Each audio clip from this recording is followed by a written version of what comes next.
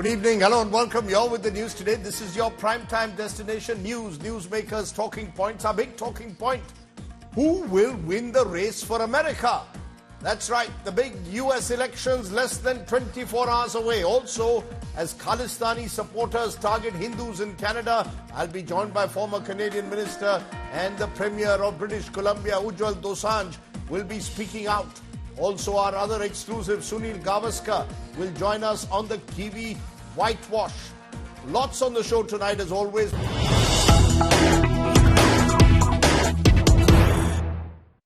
But our breaking story this evening is coming from the big battleground state of Maharashtra, where the nomination withdrawal deadline has ended. But there are several rebels still in the fray. 27 of the ruling Mahayuti still in the fray. 12 of the opposition Mahavikas Aghadi yet to drop out of the race. 12 Mahayuti rebels withdrew their nomination today, and the Uddhav Sena gave an ultimatum to some of their rebels. Remember, the rebel factor could become very important if Maharashtra becomes a closely fought election, as many pollsters have been predicting. Sahil Joshi now joins me. Sahil, you've got what, more than 7,000 candidates even now in the fray for 288 seats. That comes to an average of 30 to 40 per constituency. Just looking at the rebel factors, which side has been able to manage the rebels better? Well, if you look at the rebel factors, the majority of the big rebels from the Mahayuti side, they have managed to tame down, especially in if you look at Mumbai, in a place like Borivali, which is supposed to be a BJP stronghold. The former member of parliament from North Mumbai, whose ticket was cut to adjust, Piyush Goyal from North Mumbai constituency, he had rebelled against the party, and he was hellbound to go against the party and to fight a candidate as an independent candidate. He finally decided to withdraw, and BJP really took a lot of efforts. A lot of people who were taken to Amit Shah to meet Amit Shah, and then they had withdrawn their nominations as well. So BJP full-fledgedly got into this the fight to bring back the rebels to their fold and try to subside the rebellion which suddenly mounted in Maharashtra. But despite that, a lot of places, what we have seen, that Mahavikas Aghadi or Mahayuti couldn't tame down most of the people, because there is little they can offer to them. None of the party could fight more than 140 seats on its own, and that's why there is a large chunk of expectants from all the parties who wanted to fight, looking at the situation, and they are not able to fight. In fact, Devendra Fadnavis, when I spoke to him today in my interview, he had clearly said that it is obvious, because a lot of people were preparing to fight elections since last 2-3 years, and suddenly the situation in Maharashtra changed, the political situation in Maharashtra changed, and because of that, a lot of people decided to fight because they didn't know that they will get a chance after 5 years again. So the rebels are still in the fray. And so you're saying still many rebels are still in the fray. It's still a factor that will play out in Maharashtra. We'll come back to you more for more, Sahil, later. But obviously, this is going to be one of the factors that will be looked at closely in this election. Who can manage the rebels better? As I keep saying, Maharashtra is a bit of a maha mess, where management of the election will matter possibly even more than the mahal of the election. Okay, let's turn from there to the other battleground state, which is Jharkhand, where Prime Minister Modi today sounded the poll bugle by hitting the campaign trail. He addressed a couple of rallies, and there he triggered a tribals versus infiltrators controversy. The Prime Minister claimed tribals' land is being snatched by Bangladeshi infiltrators, and even suggested that daughters were being taken away. The Prime Minister vowed to return back land to the tribals of Jharkhand. Chief Minister Hemant Soren hit back, accusing the BJP of practicing divisive tribals versus outsider politics in the poll-bound state. Listen in to Prime Minister Modi. जब घुसपैठ का मामला court में जाए और प्रशासन इससे इनकार करे, तो पता चलता है कि सरकारी तंत्र में ही घुसपैठ हो चुकी है।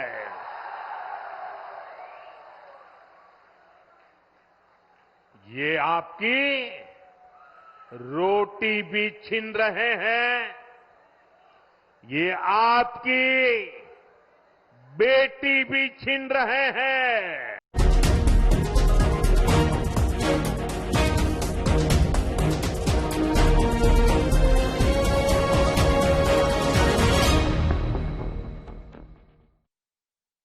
Okay, let's turn from what's been happening on the election front domestically to what's happening internationally. It's less than 24 hours to go before America votes in what is being seen at the moment as one of the closest elections that country has seen in decades. Some opinion polls are predicting a dead heat between Trump and Harris. Others are suggesting a slight edge to the former president. Interestingly, the state of Iowa, always seen as a Republican state, has sprung a bit of a surprise, where in some polls, Kamala Harris has taken a shocking lead, largely driven by a large woman voter turnout, all of which suggests that America is heading for a potential cliffhanger with 7 swing states holding the key. That's going to be my top focus in a moment. First, take a look at what's been happening in the United States. Chest thumping, beating trumpets. Both candidates for the US presidential election tried to ensure that their voters remain confident before the 5th November vote. But all I can say is on Tuesday, just go out and vote, and we're going to close this thing out, and it's going to be party time. It's going to be party time.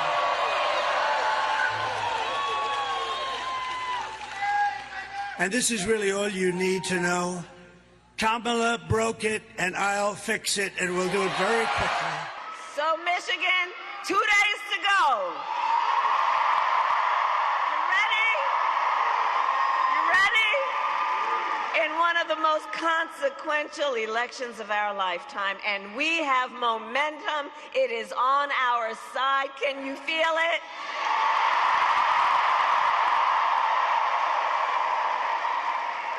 And we have the momentum because our campaign is tapping into the ambitions, the aspirations, and the dreams of the American people. Because we are optimistic and excited about what we can do together. One thing is for sure, that this was a very colorful election campaign, and both candidates have been neck and neck throughout. Posters are busy predicting the front runner. Atlas Intel's latest poll shows former President Donald Trump leading the predictions, especially in all 7 swing states. About 49% of the respondents said they would vote for Donald Trump in the upcoming presidential election, as the Republicans hold a 1.8% vote lead over his counterpart, Democrat Kamala Harris. The survey conducted on the first 2 days of November included nearly 2,500 likely voters in the US, the majority of which were female. A Reuters Ipsos poll published last week on 29 October showed Kamala Harris lead over Donald Trump, with the Democrat ahead by few percentage points over the Republican, 49% to 46%. The American website 538 of ABC focuses on opinion poll analysis. In their latest release, Harris had a small lead over Trump in the national polling averages, 48% to 47%. Making Donald Trump one of the biggest losers. The current Vice President Kamala Harris has led Trump in every Reuters, Ipsos and ABC 538 poll of registered voters since she entered the race in July and built a lead of nearly 4 percentage points towards the end of August. The polls were relatively stable in September and early October, but they have tightened in the last couple of weeks, with her lead steadily shrinking since late September. While national polls are a useful guide as to how popular a candidate is across the whole country, they are not the best way to predict the US presidential election result. Bureau Report, India Today. Kamala, you're fired. Get out of here. Joining me now, Geeta Mohan joins us live from New York. Our diplomatic affairs editor, and Rohit Sharma, our Washington correspondent, is also live. Geeta, to you first.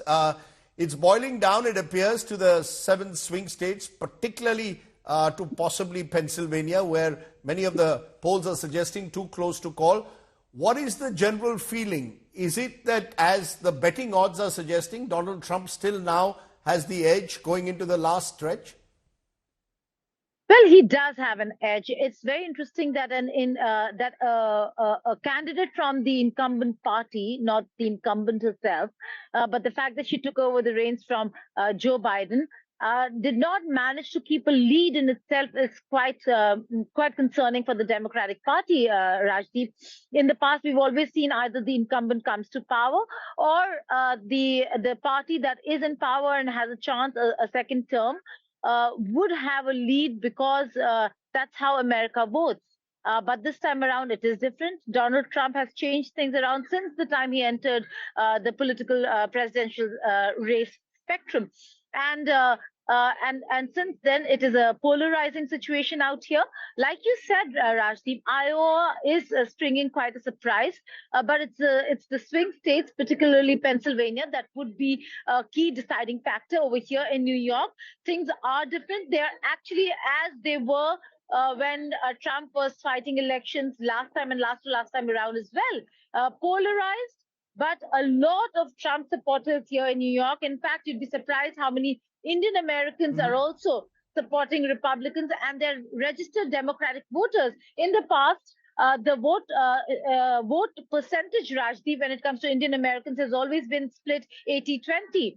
We're looking at maybe a shift, and if it becomes a 50-50, it would be advantage Trump. So a very, very tight race out here. Right. Kamala Harris has a national lead, but Donald Trump certainly has a lead in the Electoral College because of the lead in swing states.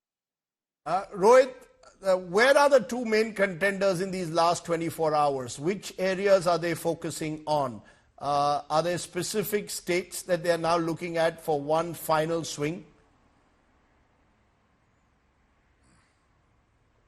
Well, look, Rajdeep, it is going down the wire, and as of today, Kamala Harris is going to be in Pennsylvania, the all-important Pennsylvania that has 19 electoral college votes. You look at the math of 270, and she has to absolutely win Pennsylvania. She is going to the suburban areas in Pittsburgh, Allentown today. She will be campaigning there, making sure that she does not make the same mistake that Hillary Clinton did in 2016. She wants to make sure she can get Pennsylvania. And remember, Rajdeep, very important, Donald Trump only won Pennsylvania by a fraction of point in 2016, and Joe Biden won it in 2020 with only 1 point. So it's very important that Kamala Harris goes out to Pennsylvania and does it.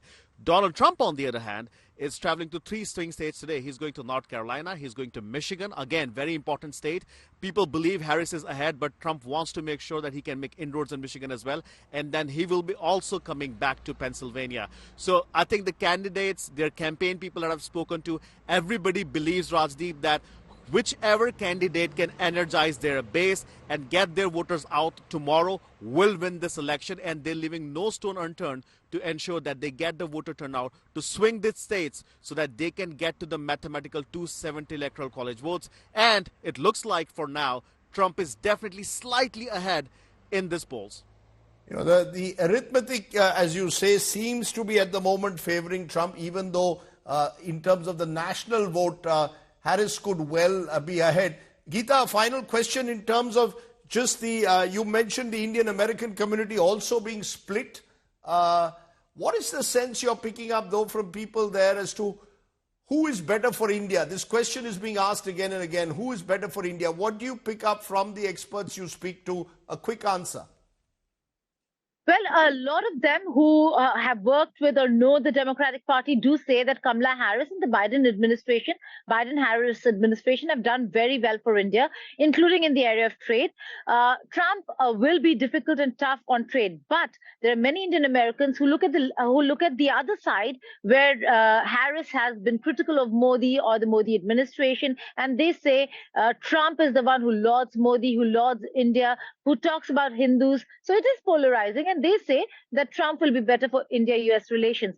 You'll see majority of the Indian Americans now looking at Trump and saying that he's better for India, and a lot of Democratic registered voters shifting to the Republican team this time around.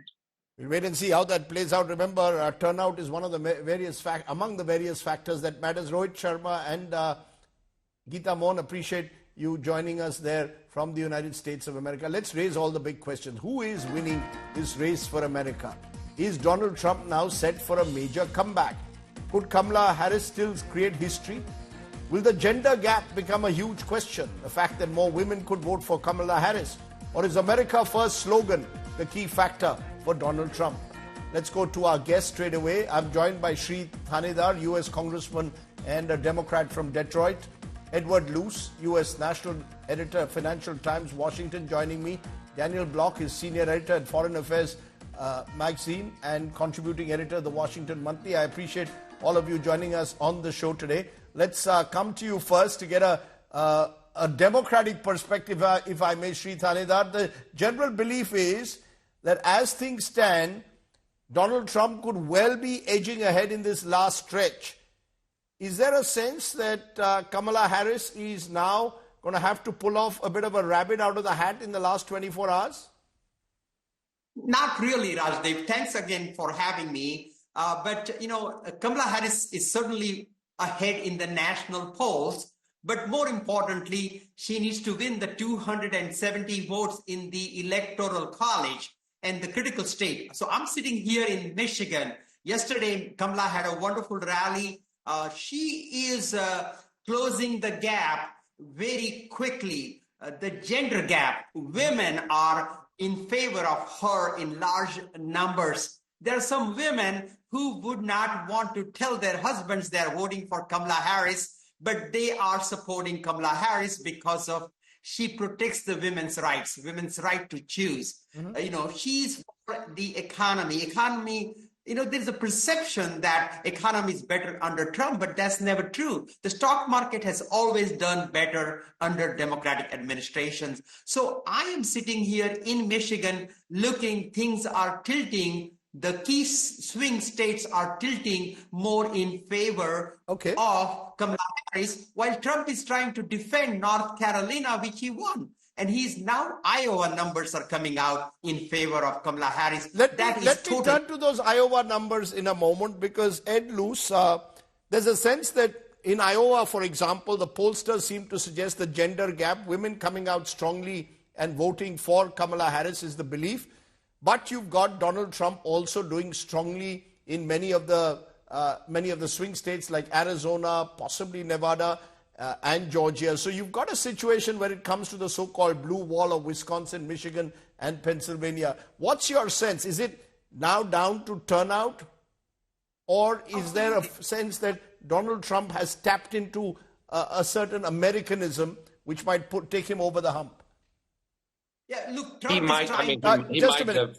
Yeah, go ahead, Ed. Yeah, I mean, he might. I mean, the thing is, the flap of a butterfly wing could change the outcome when it's this narrow. You know, it's so narrow, and we're down to potentially a few thousand votes here and there in swing states. However sophisticated an opinion pollster is, they cannot tap into the minds of undecided voters who may yet still have not made their minds up. But broadly speaking, why Kamala Harris is doing well in a place like Iowa, which is very white, by the way, is because Iowa has banned abortion. And so there's a real reaction from women there. And they're conservative women, generally speaking. Iowa is a red state nowadays. But as Liz Cheney, the former Republican congresswoman, said to them when she endorsed Kamala Harris, vote your conscience and nobody need ever know which way you voted. So I think there's going to be a lot of women coming out. This is a gender election, more than any others, even than the Hillary-Trump election of 2016. But then on the other side of things, why you see Trump ahead perhaps in Arizona is it's a border state. And a lot of illegal immigration does come through Arizona. And so even though there is an abortion referendum on the ballot in Arizona as well, I think because it's a border state, that might outweigh it. But really, within the margin of error of these polls, Trump could sweep the Electoral College, all 7 swing states, and Kamala Harris could sweep all 7 swing states and therefore the Electoral College. Those scenarios are within the margin of error. So this is as close as I've ever seen. I'm probably up there with the Florida 2000 debacle recount, where we're really, really close. Wow. Daniel Block, senior editor at Foreign Affairs magazine, what's that X factor that could break this seemingly dead heat? Or are pollsters just playing safe? There are some pollsters now even predicting a potential Trump landslide. But by and large, it appears a dead heat. So what's the X factor, Daniel, that can make the difference? I think at this point, we really don't know. And I'm not sure that there's any new piece of news or information that could really change the election in any one huge way or another. Attitudes toward these candidates are pretty well baked in. Voters tend to know them both. They know Trump in particular quite well. I really want to echo what Ed said. It is an exceptionally close race. And the polls, we just don't know. There is a sense that the polls are engaging in what's called herding, where because they don't want to be seen as wildly off in one way or another, they are kind of channeling their results to show a really narrow toss-up. Are they playing safe? Are they playing safe, Daniel? Other pollsters, once bitten, twice shy. I go back to the Hillary election 8 years ago when they obviously underpolled Trump. Are they just playing safe? By and large, they appear to be playing safe. There are certainly exceptions. That Iowa poll by J.N. Selzer you cited, she is certainly not playing safe, showing a Harris lead there. But yes, they're by and large playing safe. The margins of error are very tight. So again, we could see anything. It's the closest election I've certainly seen. Harris could sweep all 7 states. Both outcomes are totally within the margin of error. If I were to bet right now, I would bet on a protracted, long election night, possibly another election week where we don't know who wins until later in the week. But they appear to be playing safe, and so we really don't know who's going to win. Ed, your sense, though, that is it about who brings their voters to the polling booths? Given what happened in Pennsylvania both 4 years ago and 8 years ago, margins razor thin in that state. Is it at the end of the day who comes out to vote? This U.S. election, more than any other in recent times, is about turnout. Who gets their loyalists out there to the polling booths? Yes, this is a ground game. The share of America that's undecided is minute by the share of previous elections. Like, everybody's known. 90% of America, or maybe even more, 94% of America has been absolutely clear which way it's going to be voting for months, if not years. So the slither of this country that doesn't know, and goodness knows how, if you haven't made your mind up now, what's going to make it up for you. But it therefore turns this into a get your people out operation. And I'd have to say I'd give a little bit more of the psychological and organizational edge there to the Harris campaign, because there are a lot more women who vote in general. And a lot more women than normal are now pro her because of the whole abortion rights issue. And women do tend to vote in higher numbers. A lot of the people saying they support Trump, including young African-American men and young men in general, are a little bit less good in following through on what they tell the pollsters. And I find it a little bit hard to believe that Republicans have a get out the vote operation that includes young African-American males. They've just never tried this before. There's no infrastructure, but these are straws in the wind. Let me just reiterate, it's 50-50. It's 50-50. Sri Thanedar, the fact is the Democrats 3 months ago were being virtually written off Biden presidency. You bring in Kamala Harris, you catch up, get some momentum. But there's a feeling in the last couple of weeks that the Democrats perhaps pushed a few of the wrong buttons. Is there a feeling that perhaps this could be 2016 all over again, where Hillary was then the odds-on favorite but lost to Trump? This time, come from behind, Kamala is struggling. What is it about Donald Trump that makes him so difficult to defeat? Well, he's playing on people's fears. But, Kamala Harris is so different from Hillary Clinton. Hillary Clinton did not come into Michigan much.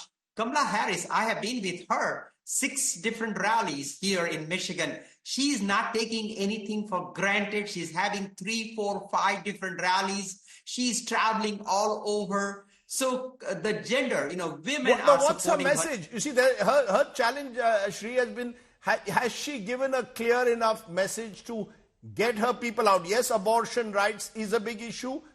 Democracy khatre mein hai, or democracy is under threat, as she seems to suggest in America. But is that enough to bring people in when you've got Donald Trump on the other side, praying, as you said, to the fears and insecurities of many Americans? Rajdeep जी देखिए, ये दो candidates जो है बहुत अलग type के लोग हैं. Donald Trump is so angry, he is portraying all kinds of anger and hate. On the other hand, Kamala ji, she is very, very appealing. She's happy. She came on Saturday Night Live. She has a sense of humor. She's in great spirit, and has this positive message. So do you support this positive woman who has a positive message, or you go to that angry man who's trying to keep himself out of prison? So, Daniel Block, is Trump still playing on the fears of people? Ed mentioned the point about Arizona, the fear of immigrants under a Harris administration, or is it the economy stupid? The real issue at the end of the day is food on the table and jobs for people. Continuing to prey on fears, whether that's enough in some ways to alienate certain voters, or if it turns on certain voters and gets them into his camp, we don't know. We'll find out. But I would cite the Madison Square Garden rally that happened relatively recently in New York City, where it was kind of a carnival of grievances, where you had people come out and make very racist jokes and talk about the country being under siege in various ways. And that could mobilize certain voters, but I think there's also some evidence that it really turns them off. So someone came out and referred to Puerto Rico as a, quote, floating island of garbage. Pennsylvania is a state with 500,000 Puerto Rican voters. And that was a comment that appeared to really break through. You had Puerto Rican superstars, Bad Bunny, endorsing Harris afterward. So the preying on fears could really work both ways. But again, it may ultimately be swamped by the economy, by high levels of inflation. I think one thing that's interesting is if you look at some of the swing states and you look at the polling, Trump is not surprisingly doing better in states that have had higher inflation over the last 4 years, like Arizona, like Nevada. So it could also be swing state by swing state, which of those two factors is going to matter more. Ed, final word. The economy is stupid, as famously said by previous American presidents. Is it going to boil down to that? We can talk of abortion, we can talk of immigration, but at the end of the day, it's going to be who do the people of America trust to handle the economy better over the next 4 years? I mean, that would be the expectation. Voters keep saying it's their top concern and immigration second, and democracy doesn't come in the top five. You or I might hope that it would, but it doesn't. And so therefore, Trump's closing argument should have borrowed from the Ronald Reagan famous line in 1980, are you better off today than you were 4 years ago? But he keeps getting in the way of himself. Instead of sticking to the message discipline, his campaign's tearing its hair out, what hair they've got left, because he keeps pivoting to things like images of shooting Liz Cheney or defending comedians who call Puerto Rico a floating island of garbage, or whatever it is that he allows himself to get distracted by. He keeps getting in the way of his own message. All I would say is if there were a normal, I know that's a loaded word, but if there were a sort of traditional Republican nominee now, that person would be winning quite clearly. Interesting. Trump's unpredictability, both his strength and his weakness, and Kamala Harris is really seeking to create a slice of history by becoming the first woman president of the United States. Fascinating insights from all my guests. I appreciate you joining us. We have a few long nights ahead. India counts a bit better, I can tell you, than America. For all the criticism of our EVM machines, we tend to be faster, better at maths perhaps than the Americans, but we'd wait and see how that plays out. Ed Luce and my other guests, thank you all very much for joining me here on the news today. Let's turn from there to our other big focus, the India-Canadian relationship that continues to be in free fall. A mob of Khalistani extremists attacked devotees of a temple and were seen tearing apart the Indian tricolour in Brampton. Protests also turning ugly outside a temple in Surrey. Prime Minister Modi condemning these attacks, asking the Trudeau government to take action against the accused, claiming India won't be deterred by these acts of violence. The Canadian government has condemned the actions, but there are those who believe that the Trudeau government has been way too soft on Khalistanis over the years. Okay, let me go then to my special guest who's joining me to get a sense of what this means on the ground. Ujjwal Dosanjh is former health minister of Canada and also has been a former premier of British Columbia, which has a large Indian population. Ujjwal, always good to talk to you. The latest incident in Brampton and in Surrey, temples being targeted, Hindu devotees being targeted. Does this mark a new low within the diaspora in particular, which could rapidly spiral out of control, especially if it becomes, as it appears, Hindus versus Sikhs? Well, absolutely. I mean, that's the intention of the Khalistanis. That's always been the intention of the Khalistanis. They've used 1984, the unfortunate events of 1984, to create a permanent wedge between the communities, and they have so far failed.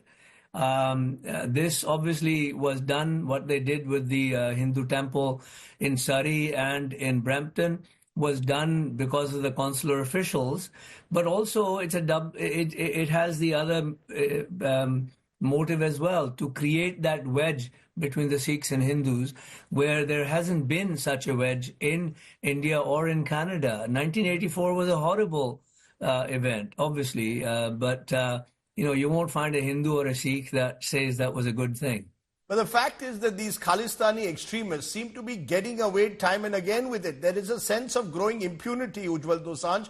To what extent is the Canadian government and Prime Minister Justin Trudeau in particular responsible for this? That over the years, he just hasn't sent a tough enough message to these extremist forces.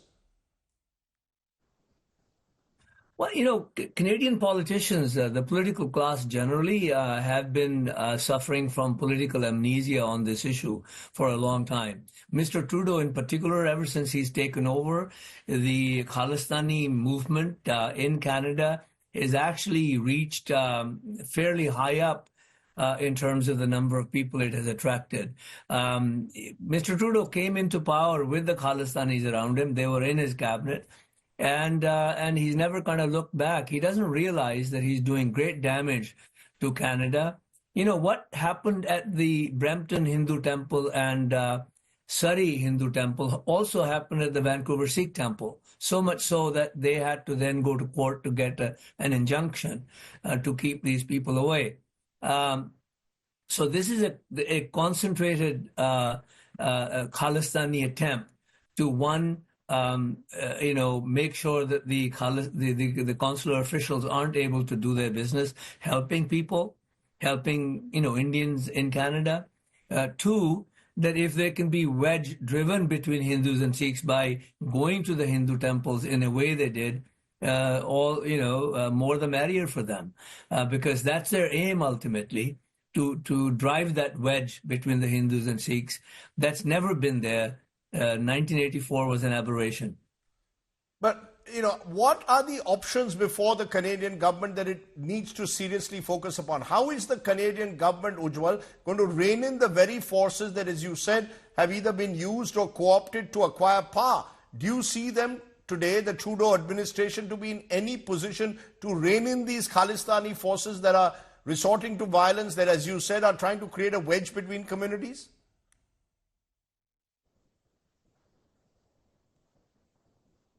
Unfortunately, I see that all three political leaders made denunciatory statements about what happened at the temples, but they didn't name the Khalistanis. They didn't call them out.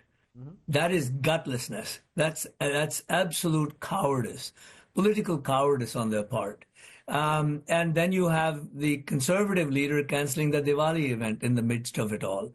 That tells me that these politicians really have no backbone. They have no dream of the kind of Canada we should have, where people live together from different cultures, different faiths, happily together. A Canada where nobody organizes on a religious basis to create a theistic state 15,000 miles away. Because they don't realize, because if today allow that to happen from Canadian soil today, Tomorrow it may come back to haunt them. 100 years from now, they might want a theistic state here, right here in Canada. But what do most right-thinking Canadians think about what's going on? Do they want in any way to associate with any of these elements, whether they are extremists in the Sikh community or indeed Hindu priests who have been caught saying batenge to katenge? Do you believe that all these voices that are trying to build this polarization are in the minority? The majority of Canadians simply want to live in peace and harmony. Canadian Indians. Absolutely. Vast majority of the Sikhs aren't Khalistanis. They want to live in peace. Most of the Hindus, the same. They want to live in peace. They've chosen this country because they wanted to make their lives at least economically better. My beef with Mr. Trudeau is that he has never stood up for Canadian culture. He always says to immigrants, you can come and be who you are. My view is that if you want to, if you want to be who you already are. Why come to Canada? Number two, Mr. Trudeau says Canada has no mainstream culture. Well, that means we aren't a people. Canada does have a mainstream culture because, my argument with him is that he is actually seeing people living in ghettos, that he doesn't really want to change anything because, from my point of view, you can't really have a culture or a country without a large, substantial degree of social cohesion and ideological and social solidarity and social cohesion. And we have that in Canada, except we're now disintegrating into little ghettos of immigrants. Very well put, Ujjwal, but I want to ask you in conclusion, will the sense of Canadian inclusion or cohesion, as you call it, push back?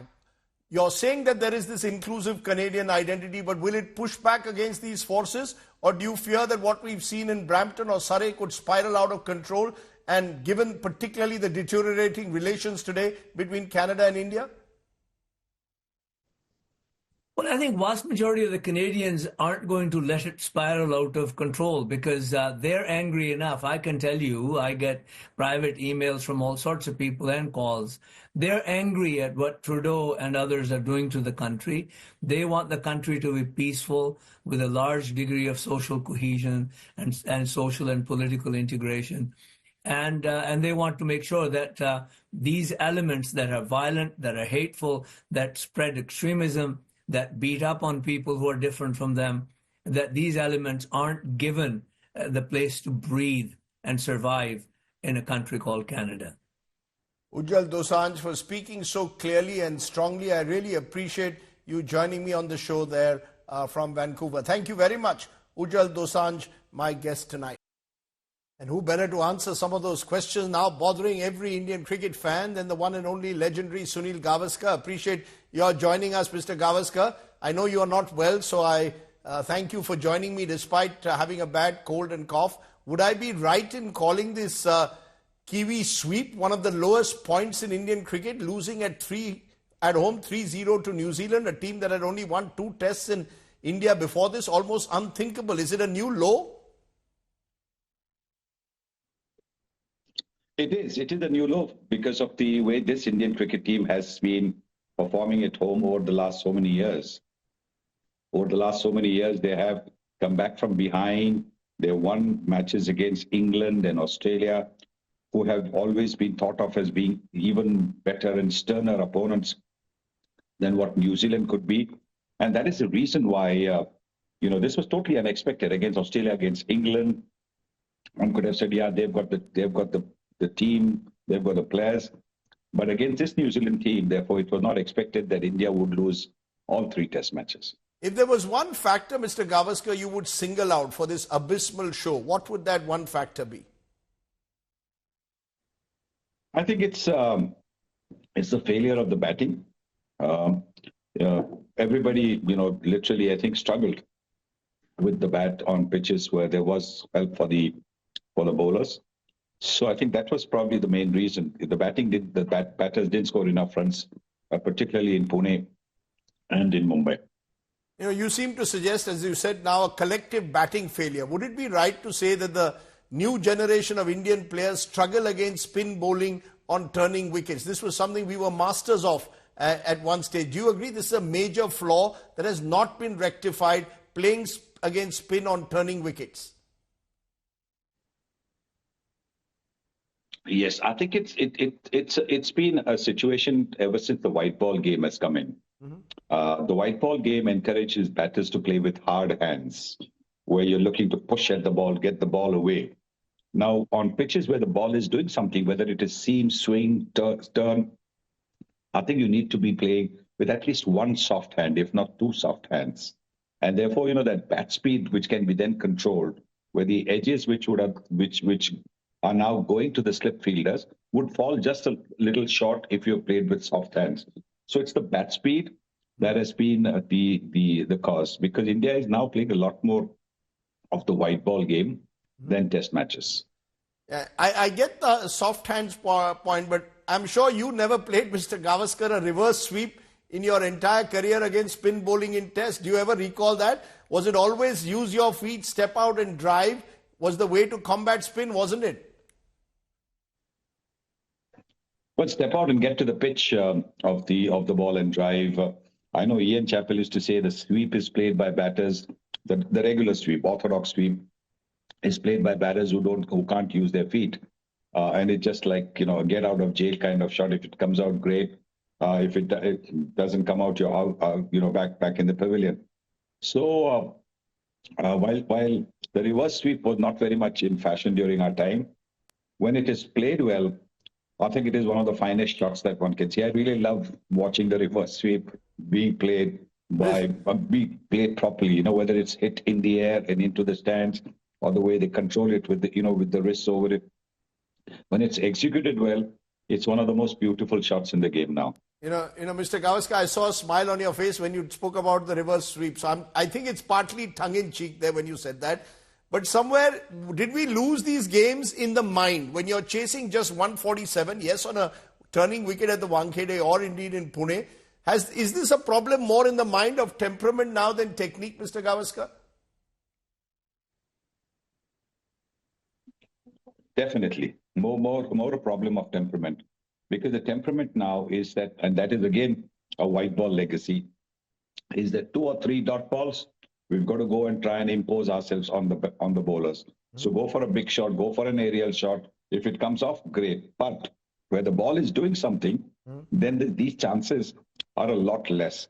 In white ball cricket, the white ball itself doesn't really, swing, seam, or even spin as much as the red ball does. It's got to do with the seam, the silai as we call it, and which is the reason why it's a lot easier to get away with all these shots in white ball. While in the red ball, unless you're right on top of the ball or right under the ball, you're going to struggle.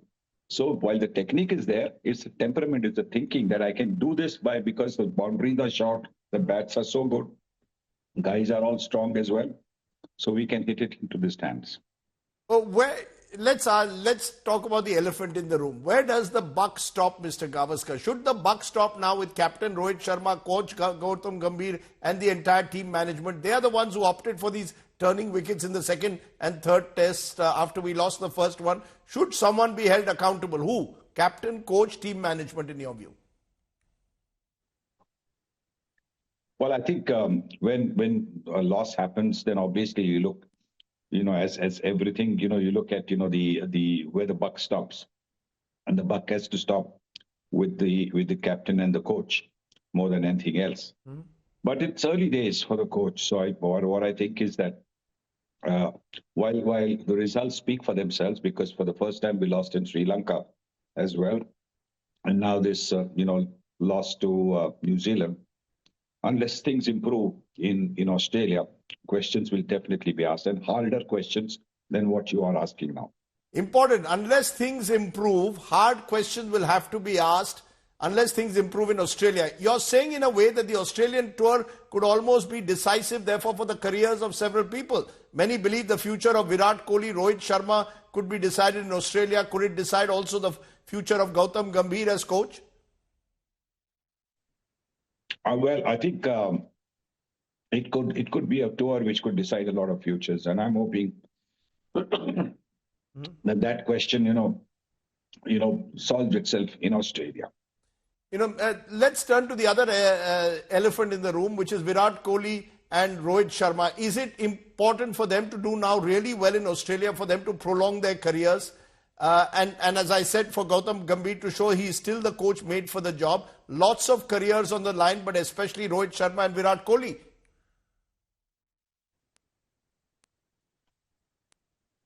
Because they are at an age and at a stage in their careers where there will be a second ring, which will be looking to get an opportunity, yes. But is there fundamentally something wrong with Kohli and Rohit's batting at the moment? Has something gone wrong? Do they simply need to go back to the drawing board, play more domestic cricket, which they can't do because they're on this international circuit? Is there something that has gone wrong with their batting? No, I don't think there's anything wrong technically with both of them. I think they all, got some great deliveries. A couple of shots that Rohit Sharma played were probably not really on at that stage. But the Australian pitches are very good pitches to bat on. After the first 10, 12 overs are done with the Kookaburra ball, which hardly will move after the, say, maybe 12 overs or so. These pitches will be beautiful to bat on. So it's a matter of just showing a little bit of patience, a little bit of common sense, and they'll be back in the runs against. What would you advise them? About 15 days to go for that tour to Australia? Go back to the nets, practice more, or just switch off from the game? What would you advise these batsmen in particular who've been so horribly out of form? I think you need to get the flow right. And particularly in your mid-30s, you got to be getting that bat speed, the flow, everything right. So rather than relax, more practice, more matches is probably the answer. The problem is very few matches now between now and Australia. If there's one big change though, what would that be? Should we be changing the team structure, bringing anyone new into the team? Or is this simply going with the same team that has served us reasonably well in the last decade? I don't see any major change happening. I think the major change could, like I said, could happen after the tour of Australia. And that too, if we don't do well.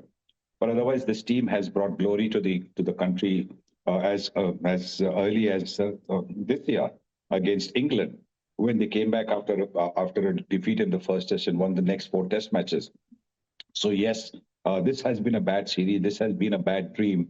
So I'm still very optimistic about this team. I'm still saying that we have to back this team because this is our team, and we have to give them all the support so that they go to Australia in a better frame of mind and can come back with a win. Your prediction for Australia, which is for the World Test Championship final. Yeah, you mentioned the World Test Championship final. Your prediction for Australia, what's your scoreline, Mr. Gavaskar? My prediction before this New Zealand series was that India would win 3-1. Now my prediction is probably a little less optimistic. I think India will probably win 2-1. India to win 2-1 in Australia. Okay, after losing 3-0 to New Zealand at home. Final question, I'm going to let you go. I know you're not keeping well. Maybe the players should get you in the nets, Mr. Gavaskar, to give them a few tips on how to step out and drive. Well, they won't get much opportunity to do that in Australia, step out and drive, because they'll be playing more pace. That's right. Then you need to show them how to play the bouncer. Either way, Mr. Gavaskar, always good to talk to you. And it is, of course, been a rather sad week for Indian cricket, but who knows, better things could be up ahead. Thanks very much for joining me. Well, that's about all that we've been able to pack in on the show tonight. Thanks very much for watching. Stay well, stay safe. Good night. Shubhratri. Jai Hind. Namaskar.